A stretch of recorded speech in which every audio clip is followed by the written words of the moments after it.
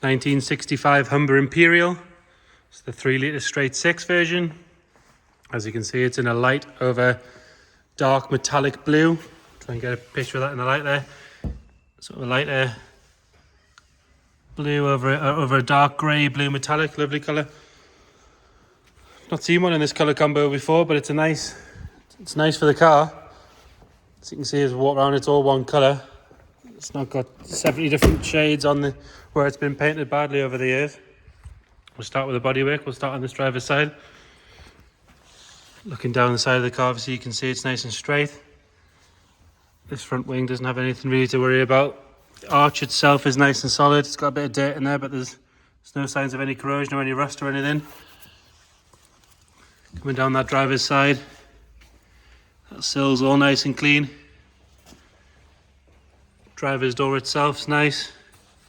All the chrome work's good on this car. There's a little bit of pitting on the driver's handle there, but the strips and the badging's all good. The badge itself's got a little crack there, if you can just see. Coming down this side, you've got a small chip here.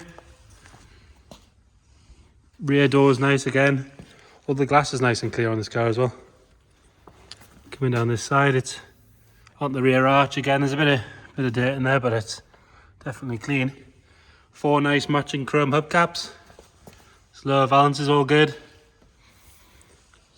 The seam, which can quite often be sort of the place where the bubbling starts, is a little bit of additional paint in the corner there, but that's not the end of the world. Easy enough to sort. You've got a small, that comes off. There's a tiny little bit of a scratch here, but again I think that will probably polish out. Chrome exhaust tips a bit pitted, as you can see, and then there's a little bit of pitting on the rear bumper all the way around, as you can see. Worst part's probably this rear passenger corner. Looking at the back of the car, tail lights are nice and bright. There's no cracks or anything in those. Got the correct badging on it. The boot trim does have some pitting in it, and there is a small mark here from a bit of bird poo, as you can see. But again, a good polish would probably sort that straight out. And there is a very, very small little ding there. You can't actually see on the camera. It's barely there. It's just worth pointing it out. Small chip on the edge here on the lights around. Lower valance on the passenger side is nice. Again, this arch is all nice and clean. Tiny little reaction in the paint there. The back of the rear arch. Again, looking down this side, nice and straight. All around this line's all good. Again, the chrome trim down the side's good on this side. That handle has a tiny bit of pitting. There's a little bit on this side as well. All the chrome trim around the windows is good. It has a black vinyl top on this car. All nice, as you can see. There's no bubbling or any damage at all. It's really good, that trim. Sill on this side, it's all nice. No signs of any corrosion or anything like that. Got a small mark. Again, that's dried polish. Take that off for free for you. There is a little chip in the corner of the door here. You have to get right in to see it though. This front arch, again, nice and clean. No signs of any corrosion. You do have a little bit of a scratch here where it's been caught on something. As you can see, it's come out of a good sized collection of cars. This customer moved out with a few times. He does have a full-time mechanic that looks after his cars, which you'll see when we start it up. It's on the button, this car. He's only selling it because he has a strict 1 in, 1 out rule. So he's obviously bought something new, and it was the Humber's time to go and find a new home. On the front, got a little bit of a crack in the lacquer there on the bonnet. Bonnet itself is nice and straight. You can see that colour on the top there as well, really good. Chrome around the lights and everything is nice on both sides. It's got the 2 driving lamps, the correct ones, with the emblems on the top.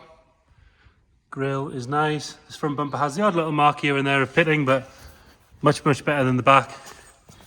Just tiny ones like this. It's barely anything at all, really. And then these light surrounds do have a little bit of pitting in there where it's been redone over the top. But overall, it's a good car. Bodywork wise, obviously you can see we've pointed those all out. There's a little mark here on the top, but it's clean enough to take it to a show. It's clean enough to take it out for a drive. You'd be happy enough with that. On the interior, could do with a good leather restore, really. That's what it wants. Good old leather cleaner and a recolor where it's just had some of the colour coming off on the seats. Bit of the stitching's coming away. Probably wants a day or two with the trimmers just to sort it out. This seam here as well, the same thing. Wood on the dash is nice, as you can see. The rear view mirror has discoloured. It's showing 1,300 miles, so we're going to presume that's 101,000. But again, we'll go through the all the paperwork and everything and work out exactly where it's at, and we'll detail it in the description. You've got your plaque for Coachwork by Thrupp and Mabley in London.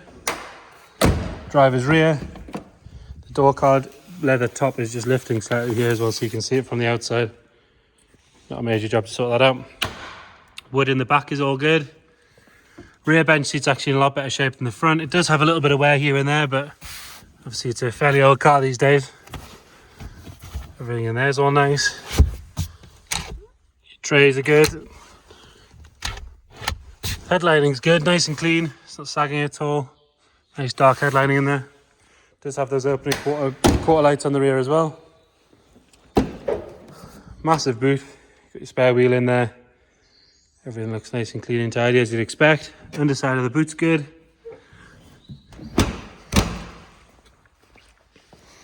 One thing is worth noting is the panel gaps and things on this car are very good. If you look how straight they are, nice and even all around, and it shows when you shut the door. You don't have to give it a slam. You don't have to do it 2 or 3 times. It shuts exactly as you'd want it to.